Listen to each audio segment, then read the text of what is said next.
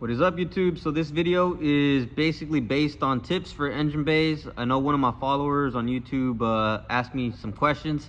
I'm gonna go through, answer them, and hopefully this helps. Okay, so I have this car that I just recently did the engine bay on.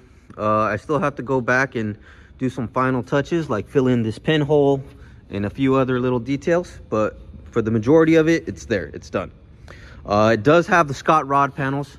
So the Scott rod panels, sometimes they don't fit the best, so you do have to trim this and trim this area, and then you can sit them in there, square them up. If you leave your stock apron, then it might kind of make an issue trying to sit it in there, because this will hit, or pretty much it's just kind of preference, I guess you could say. This car, I took out the stock apron and I plated it, so when you push on it, it's pretty firm. It doesn't flex, it doesn't do anything. So as you can tell, it's very sturdy. I usually plate it because the more sturdy it is, the less chances you have of the Bondo cracking. Over here, sometimes right here, you'll have the Scott rod that will end up like this, depending on the car, because all these cars are, they've been through something. So depending on the car, if the apron sits like that, I'll take out a section of the apron and kind of make it flush with the shock tower. At the end, the goal that I want is basically squareness. So when I put that like that, I usually, for my rail, I'll just put another piece of metal like that, and then I'll stitch weld that.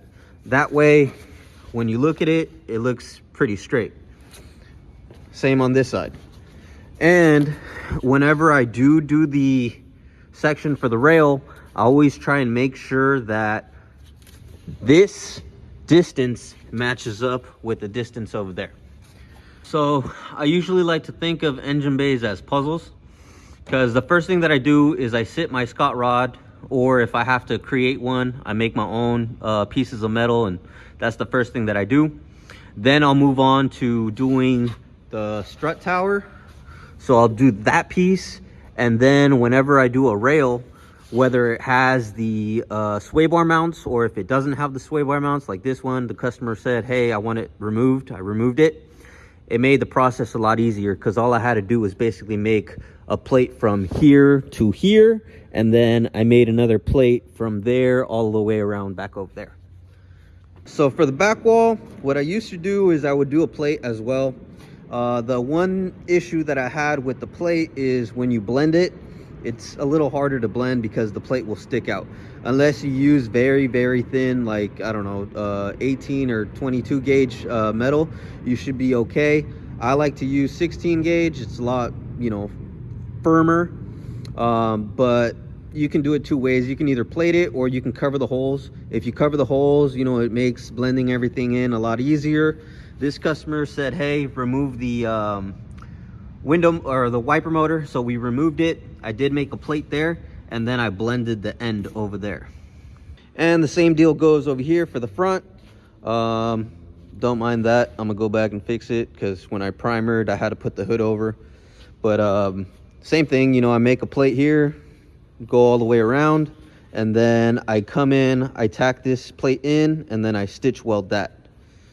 Okay, so as far as prep work goes, so usually what I do, especially with the Scott rods, because I learned this a few years back, if you leave the original coating that the Scott rods come with and you don't scuff them, the filler will flake off. So what you want to do is you want to scuff it with a grinder, or like anything that has like 60 grit, 80 grit. You want to scratch it all up, and then you can go ahead, depending on how much the panel is warped, that's how much filler you're gonna have to use. Like this panel, it looks straight. All my panels, I try and leave them straight, so I block everything in the engine bay. That way, whenever I paint the car, everything looks straight. So number one thing, anything shiny, the filler will not stick to it. It's gonna flake off. And if you want to do like if you want to coat it, like do an etching primer, what you want to do is make sure you get something that's compatible with bare metal, because if you use primer that isn't compatible with bare metal, you're gonna have issues as well. Okay, so here's one thing I will point out too. So, you know, in the future, for all the people doing this at home, if you apply body filler right here on that triangle looking thing, basically it will crack in the future. What I like to do is I'll stitch weld it, and then I'll go in and I'll put my body filler just, you know, with my finger, and then smooth it out. I've also done it with seam sealer. Seam sealer works as well. It gives it that flex, unlike body filler. The body filler it has no flex, it won't give, and it will end up cracking. And also, if you do decide, you know, I don't know how picky people are or how they do their work. If you decide, hey, you know what, I want to make my panels straight, I usually apply body filler to the whole thing, and then I'll go in with my block it. I'll move to the next panel, and so forth. I'll keep on going till I make my way down. Okay, so I do have a variety of blocks that I use. I mainly use this one and this one with this one. So I'll go ahead and show you guys. So this block, basically, it fits where the apron goes. I'll just, you know, work my way like that, work my way up. I'll come back this way. I'll go like that, you know, and I'll just keep going till I get the straightness that I like. Even over here, I'll do the same thing. I'll just start this way and then I'll go that way. So that's what I end up doing to the whole engine bay. That's how I get the straightness that I like. That way, you know, when my customer goes to a car show, you know, it kind of stands out, because I've been to a few car shows, and I'm not talking down on people, but, you know, for me, straightness makes the difference. All right, guys, so I hope this video helps a few of you guys out. Any other questions, you know, let me know. I'll do my best to answer and, you know, walk you guys through the steps. But like and subscribe, and I'll catch you guys on the next video.